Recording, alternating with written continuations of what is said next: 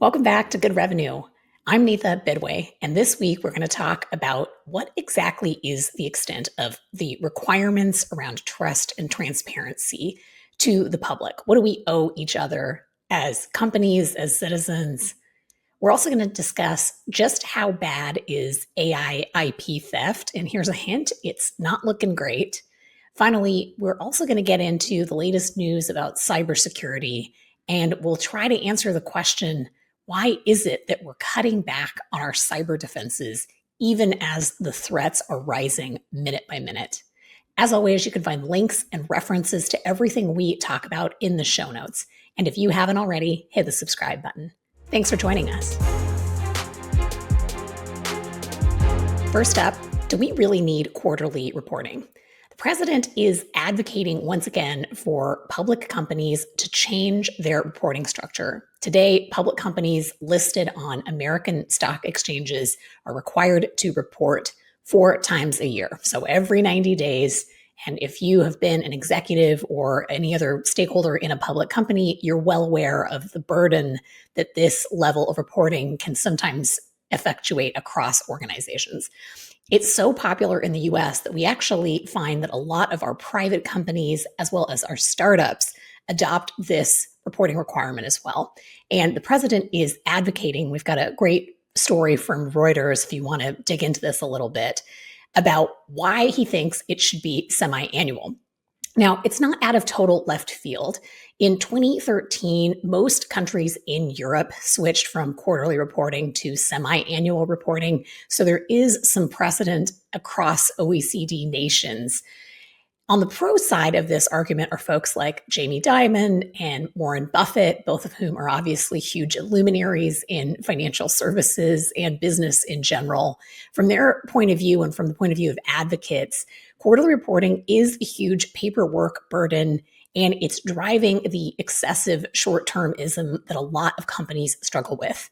And if you've ever been here before, you know that this is a passionate subject that I am really focused on all the time. I find the excessive short-term focus in companies to be one of the biggest drags on performance, both as an investor and as a stakeholder or an executive in firms. So this is absolutely something that I can relate to. On the opposite side of this argument are your folks like your chartered financial accountants and some investors. And the concern that they're articulating is that moving to a semi-annual reporting structure would actually reduce the amount of transparency and potentially increase our risk of fraud. And I think one of the really big questions for investors in public companies is how many signals do we need? And is the frequency of reporting detracting from or adding to the stability of public market investments? Very interesting question. If this is a topic that you would like to know more about, I also have to recommend a book I read a few years ago called The Man Who Broke Capitalism. It is all about how Jack Welch, the longtime CEO of GE, really drove the requirements around public reporting being quarterly. He was nothing but focused on short-term results, and obviously GE in its long history saw the short end of that stick decades after his tenure. So it's an interesting question, and I would highly recommend that book. We will link to it as well as a transcript from a short interview with its author if you just want something that's a little bit lighter weight. Now, from my perspective, I think that the semi-annual reporting actually does make a lot of sense. I think it would reduce some of the administrative burdens on companies, and I think it might have benefits beyond just public markets. Meaning, I also really feel like the excessive amount of reporting requirements imposed on startups and on private companies might be lessened if everyone agreed to maintain a high standard of disclosure and accountability with a little bit less paperwork. Now, the jury's still out, and there are a lot of smart folks that are no doubt going to debate this. So we'll keep an eye out and see where this lands. Another story that I think is really helpful to consider in this question around what is the level of responsibility we should expect from public companies and from other types of companies here in the US. There's a new leader over at the Securities and Exchange Commission, and I have real concerns that the general trajectory that he is proposing may be problematic for a lot of investors and maybe even for people within companies. It looks like the SEC is going to pretty aggressively move back on some of the consumer regulations that it had been working on over the years. There's also another story about DOGE using AI to potentially cut regulations. So I think in principle, we absolutely should streamline reporting and we should make government as efficient as possible. But here's the thing. Every single thing you've ever seen in government is there because somebody thought it was a good idea. Now, you might not think it's a good idea. I might not think it's a good idea. But I do think the conversation about what is the trade-off that we're okay with, what is the level of risk we're willing to assume as individuals or as companies, these are huge questions that I don't think AI is qualified to answer. I think this is why we have elected officials, and we should really be paying attention to the level of responsibility that we expect from public companies or private companies. And what do we want to see, again, as either corporate citizens or as regular citizens and or investors? So I would expect, just as a interested citizen tracking the news, that we're going to see a lot more white collar crime, but it may not actually get enforced, meaning it won't be prosecuted necessarily. And if you are a victim of something, it might be harder to get some kind of redress. That's the challenge, I think, with a lot of the conversations about the level of government involvement we want, the level of regulation we want. In concept, I think it makes a lot of sense to have a technology forward or even just a neutral eye towards the level of requirements we want. And that's how I think about this. I think that when you're looking at laws and regulations, there's a question around trade-offs. In a world with absolutely no regulation, that means that I, as the individual investor or the individual citizen or just consumer, I'm taking on more risk. And so the way that I look at regulation is, what's the level of risk that I think as a individual and as a corporate citizen is best and that I can live with?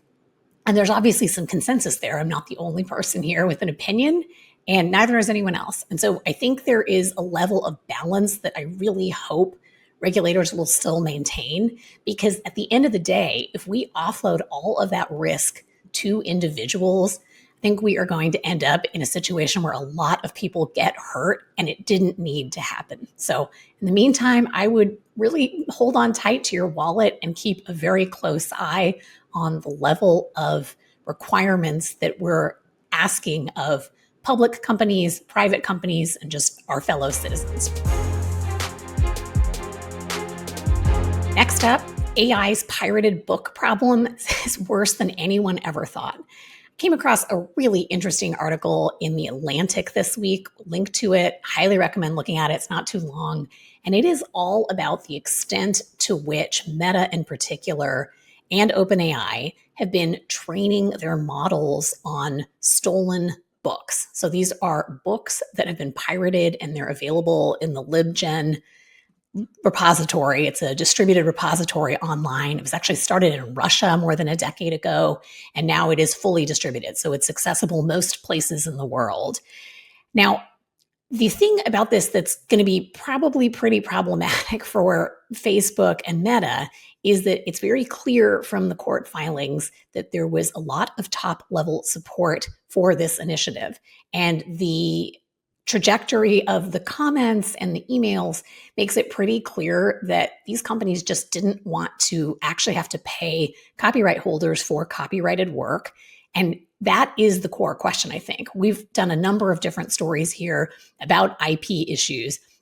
And I think intellectual property, whether you're writing a book or a song or it's the formula to a top-selling pharmaceutical, like whatever it is, there's a lot of work and economic value that goes into that. And again, this is a question in my mind about trade-offs. What level of trade-offs do we want? What level of protections do we want? Such that people choose to write the next novel, write the next song, and develop the next cancer drug. These are the things that we want, I think, to have in some kind of balance if we want everything to work. So this is a very complicated issue. It is extending these questions around what is fair use. And that is what Meta and OpenAI and Anthropic, a whole host of different companies, have been in lawsuits, and they've been arguing all of this in different courts. Some of the other updates include this legal filing, which we'll link to. And part of this is just so interesting that I actually wanted to just reference the quote from it. And what the filing basically says is that there is no genuine dispute that Meta widely re-uploaded these books, so these copyrighted works, and they used peer-to-peer file sharing, which means that not only were they able to access these works, these volumes, but other people could too. So they basically perpetuated stealing of IP. And there's a quote in the legal filing that I think is really on point. It's what the author calls, call it the Bob Dylan defense. And the quote is, steal a little and they throw you in jail, steal a lot and they make you king. Tough stuff. If this is an issue that you've been tracking, absolutely think it's worth scanning this. There have been a number of different court cases that are running in parallel. We've done a few episodes on some of them in the past. We'll link to the Disney and Universal versus Midjourney AI case. That's a pretty interesting one. You may also have seen that Anthropic reached a settlement. It was a $1.5 billion settlement with as many as 500,000 authors. However, it looks like a court has basically rejected that. And so this is going to continue for Anthropic as well. Overall, the damages for all of this could very easily hit high billions of dollars. So at the end of the day, these court cases continue. There's a whole host of them. And this is going to be pretty thorny, I think, for the courts to actually work out, because the real question here is, what are copyrights worth? And how do we actually determine fair value, not just fair use? Hackers love cyber downsizing. So this whole section is just one that, if you are having any anxiety about cybersecurity, this is not going to be a comforting segment for you, unfortunately. But I had a lot of anxiety when I was reading through all of this. Hackers most recently impersonated a member of Congress. He's a member of the House who chairs a relevant committee that's been involved in the recent trade talks between the United States and China. And these state-sponsored hackers used phishing emails and malware to try to steal intel about the trade talks. So they were basically emailing U.S. government agencies and representatives to try to get more information that could help them in the trade negotiations with the U.S. This is being investigated by the U.S. Capitol Police as well as the FBI. And at the same time, there has been a lot of reporting around some of the other cyber changes that have been taking place. We have shared some of these updates. My sense across the board is that we are both talking a pretty serious game about the consequences, while we are also pulling back on our best cyber defenses, which as a citizen is really concerning. One of the most recent reports that was released by the NSA, the FBI, CISA, and their allies around the globe, so similar agencies from other top US allies, are finding that these hackers are absolutely running rampant. And there is reporting that we'll share from both the Wall Street Journal and Cyberscoop, as well as the Carnegie Endowment. There was also a recent report called the IC3, if you want to get deeper into this, that's talking seriously about the level of threats from the CCP. The targets include everything from telecom to government, military networks, and it's happening worldwide. At the same time, reporting requirements, meaning what the government is asking of companies, seems to be weakened yet again. There was supposed to be new reporting on cyber infrastructure as of this fall, and that has been pushed back until May of 2026. We will link to that as well. We have done a number of segments across months of episodes that very clearly shows that trend. And yet at the same time, it also appears that our government is not maintaining that same level of enforcement and alert that you would think we would, because this is so serious and it's clearly happening from a whole host of different actors. This is a very serious issue. And as I look across the breadth of all of the data and reports that we've seen, I think there's some really concerning questions about whether or not we're really doing enough to try to manage the threat from cyber attacks. And hopefully this is something that we are going to have a better, clearer, more coherent strategy on very soon, because it's very, very clear that the threat is increasing minute by minute, second by second, worldwide. And our final story, the crisis of confidence that we've been touching on throughout this episode really came home for me in a new survey that I saw the Pew Research Center just released. It covered 25 nations, and it really speaks to the level of dissatisfaction, distrust, and the desire for reform across most of these countries. So I thought it would be helpful to just explain some of the highlights. In terms of demands for reform, globally, 70% of respondents want to see some kind of reforms. And that number is even higher in the United States. It's at 76%. When it comes to the perceived honesty of leaders, globally and in the United States, the level is about 47%. So almost half of people think that elected leaders are basically not ethical or honest. There's also a question around, is reform even possible? To what extent do people believe it's possible? And here's the data. In Greece, 68% of people wanted change, but only 15% expected it or believed it could happen. In the US, that number is about half. So 50% of us doubt that real reform, real change is even possible. The next category was polarization. Globally, there is broad frustration.